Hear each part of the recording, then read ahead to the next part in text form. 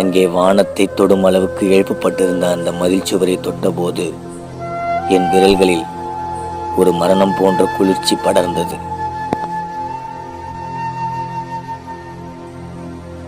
வானம் கருத்து மின்னல்கள் வெட்டின. ஏதோ ஒரு மிகப்பெரிய விபரீதம் அந்த சுவருக்கு பின்னால் நடந்து கொண்டிருக்கிறது என்பதை என் உள்மனம் எச்சரித்தது. என் நண்பன் அந்த மாயக்கோட்டைக்குள் தொலைந்து போயிருப்பதை உணர்ந்து என் கண்கள் கலங்கின.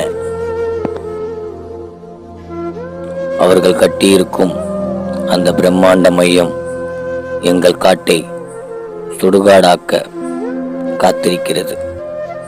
செங்கண்ணை மீட்கவும் இந்த மெய்யை காக்கவும் மெய்ப்பான் இப்போது தன் முதல் அடியை எடுத்து வைக்கிறான். போர் தொடங்கிவிட்டது.